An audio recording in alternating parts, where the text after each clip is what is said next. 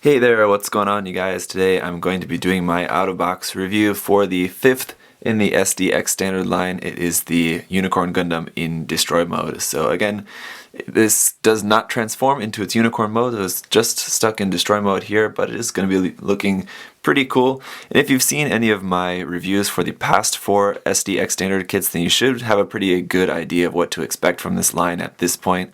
A lot of stickers. Not really the most complicated kits, some hollow areas, and but some cool looks, cool proportions I think, some nice details, and good opportunities to really make the kit look nice if you're willing to do the work. So that's been pretty much the theme of the line so far, and that's just going to continue with this one here as well. As you can see here, the Gundam is going to be getting most of the areas that should be in the areas of where the cycle frame should be showing. A lot of them are showing, which is nice. There are a few areas that are missing, but of course, if you saw in the unboxing, most of that is stickers. The only clear pink pieces are in the face and in the chest. The rest of that is all stickers. We'll take a closer look at the kit here in a moment. Also, just need to say a big thank you to MindFenix Hobby Store, again, as always, for supplying me with this kit to share with you guys. So please do check them out if you guys are living in Australia. So let's take a closer look.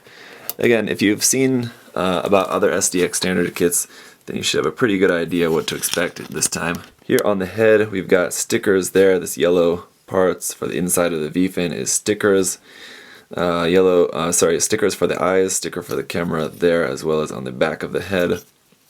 The pink part is psychoframe clear. The clear pink psychoframe part there is making up the chin, under the eyes, and then here on the side of the head as well. So that's pretty nice.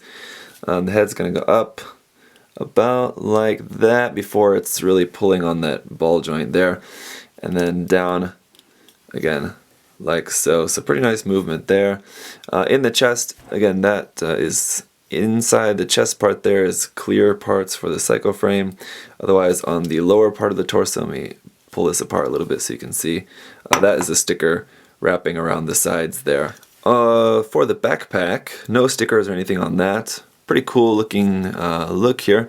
It is going to take some painting to paint in the cycle frame in the middle, paint the thruster bells and the beam saber handles. It should be white as well. So we'll take a lot of painting and masking on there, but as far as painting, masking, that's probably going to be the most work is just on the backpack, because the kit, is mostly you're just going to be painting just the cycle frame. So the arms have the polycap that it should swing forward. It doesn't move too much. It's going to come forward about like that, so it gives you some pretty alright, decent range forward. And then the arms just plugged into a ball joint there, so it's going to move up about that far, not really too much, then a 90-degree bend at the elbow, and the hand is just on a ball joint. Here in the waist, the front section is a separate piece. So let's see if we can take this off. That's just plugged onto a ball joint there, so that's going to move around a little bit if you need. The leg is just a ball joint up inside of there, and the foot as well. On this kit, the feet aren't going to point down as much as they did on previous kits in the series. Only going to be able to get it down only about that much, just not very much. This leg on this side in particular keeps coming off, but just have to make sure you're not just flailing the kit around like I'm doing here, trying to mess with it. Otherwise, you should be fine just at home. Anyway, then it does have, of course, places to plug in your action base stand up underneath the waist there, as well as in the feet. These here on the back of the waist, those are the thruster bells. Those are not places to plug in an action base. Otherwise, on the arms, we do have some stickers here as well. I forgot this, sorry. These are clear pink cycle frame parts here inside the arms as well, but these are white stickers on here. There's like 1, 2, 3, 4 stickers on that part, 4 white stickers on each part there. So it's like a clear pink piece that fits inside of this outer part is white. So anyway, lots of stickers on there. Not the worst in the series, I think, and like I said, they're all just these parts just for the cycle frame. We got them up on the shoulders there as well, front and back. So yeah, that's that. Let's go ahead and talk about the accessories. We've got our beam magnum, just very simple.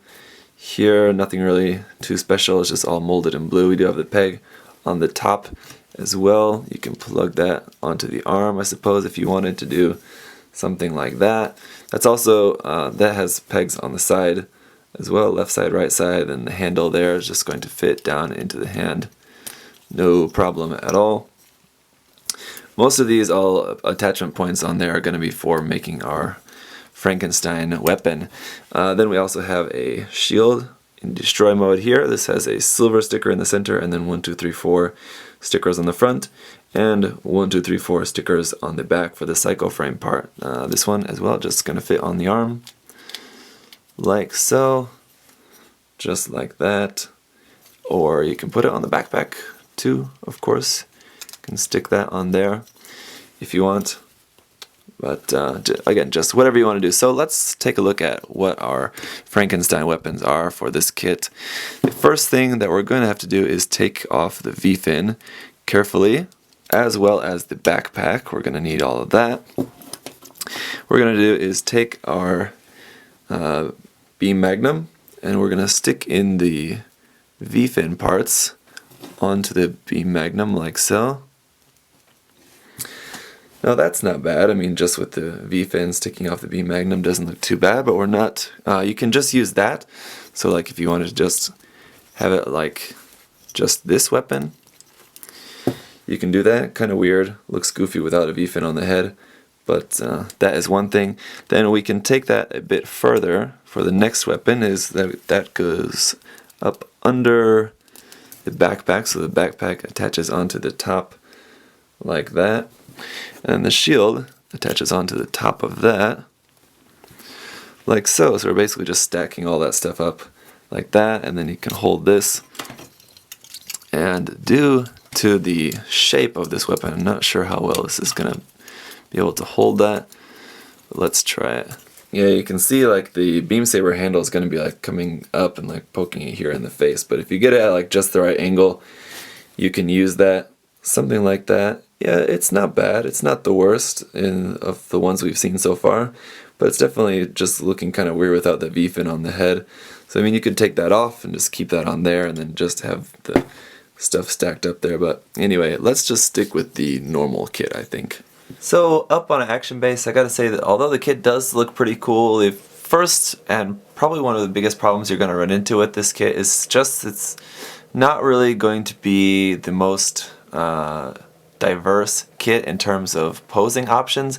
I mean, just due to the lack of articulation of an SD, with it not having knee joints and just being fairly not the most articulate kits, just SDs in general. And then this one, just the fact that it only comes with just the beam rifle, the beam magnum, and the shield, you're going to be pretty limited as to what you can really do with that. I mean, you can have it shooting left, shooting right, just standing and not shooting, and that's gonna be pretty much your limit on poses for this. It would have been nice if we had a beam saber as well included with this.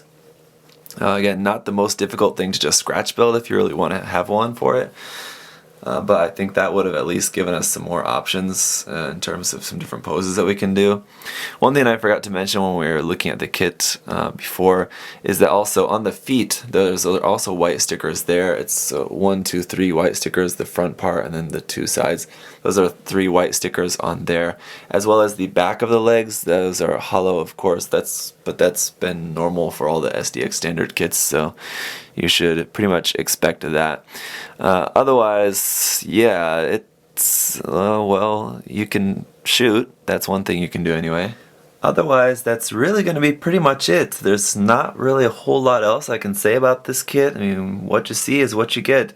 There's a few different things that you can do by taking off the V-fin and sort of changing up the weapon, using the backpack and shield and doing all sorts of weird stuff like that if you really want to. But otherwise, I mean, you've got a shield, you got your beam magnum. That's just a Unicorn Gundam in destroy mode. There's not really a whole lot much else to it.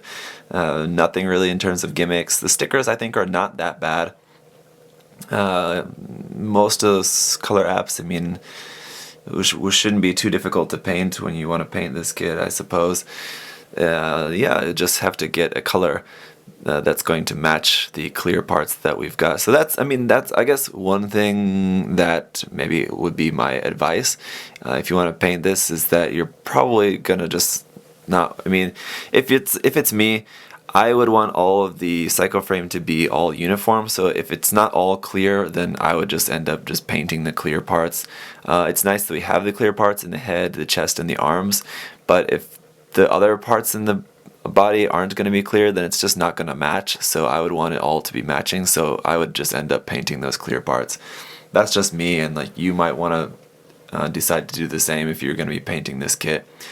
Otherwise, that's pretty much about it for this guy. So yeah, if you guys have any other questions or comments, leave those down below as always. Otherwise, I'll see you guys in the next video. Bye bye.